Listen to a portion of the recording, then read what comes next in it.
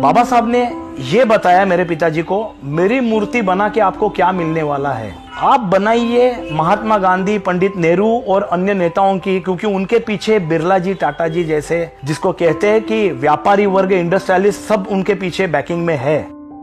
तो मेरे पिताजी ने उस वक्त उनको कहा, आपको एक एजुकेशनिस्ट के तौर पे हम मूर्ति बना के हमारे स्टूडियो में रखना चाहते।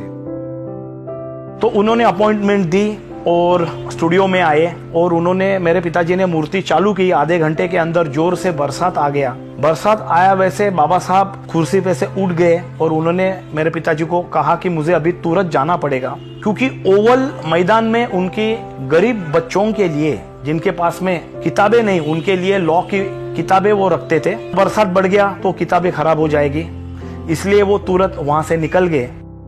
मेरे पिताजी ने फोटो के आधार पर एक मूर्ति बनाई, लेकिन जैसे शिल्पकला की सबसे बड़ी जो इच्छा रहती है कलाकार की, सामने बिठा के मूर्ति बनाए। जैसे मेरे दादाजी ने महात्मा गांधी, लोकमान्य तिलक, लाला लाजपत राय, गुरुदेव टैगोर, उनकी मूर्तियां बनाई थी, वैसी मूर्ति बाबा साहब की बनाना चाहते थे मेरे पिताजी।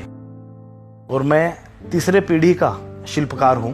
मैं राष्ट्रीय नेताओं के और प्रतिष्ठित व्यक्तियों की मूर्तियां बनाता हूं, लेकिन सबसे ज्यादा डॉक्टर बाबा साहब आम्बेडकर की मूर्तियां मैं बना चुका हूं।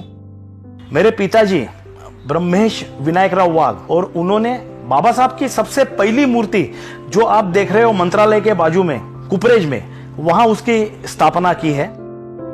उसके बाद में पार्लियामेंट की भी मूर्ति मेरे पिताजी ने बनाई है।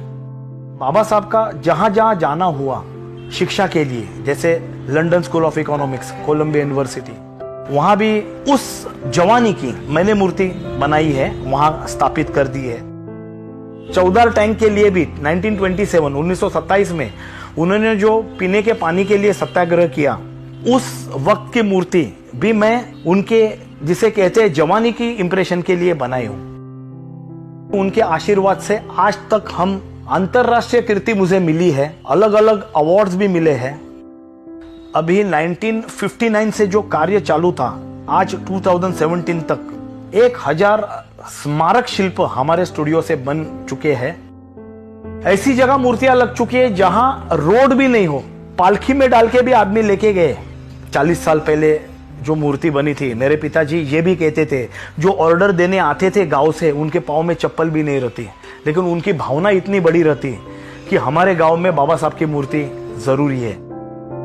यह स्टैचू बनाने को, लाइफ साइज का स्टैचू बनाने को साल तक का वक्त लगता है। बड़े स्टैचू बनाने को 1.5 साल का लगता है, और घोड़े के ऊपर वाले बनाने को 2 साल का भी वक्त लगता है। कहा जाता है आर्ट में कि सबसे कठिन कला जो है वो गायन 1 नंबर की है, क्योंकि उसमें सुरीला गला नहीं हो तो गा ही नहीं सकता आर्टिस्ट। और दूसरी कला है वो शिल्प कला है, क्योंकि इसमें एक ही कलर में मूर्ति की जाती है, उसमें अलग अलग कलर नहीं है। मार्बल की एक कलर में रहती है, पंचधातु की एक कलर में रहती है, तो एक कलर में पूरा इंप्रेशन व्यक्ति का लाना सिर्फ डायमेंशन से, ये कठिन काम है। ऐसे ये कला का इतिहास है।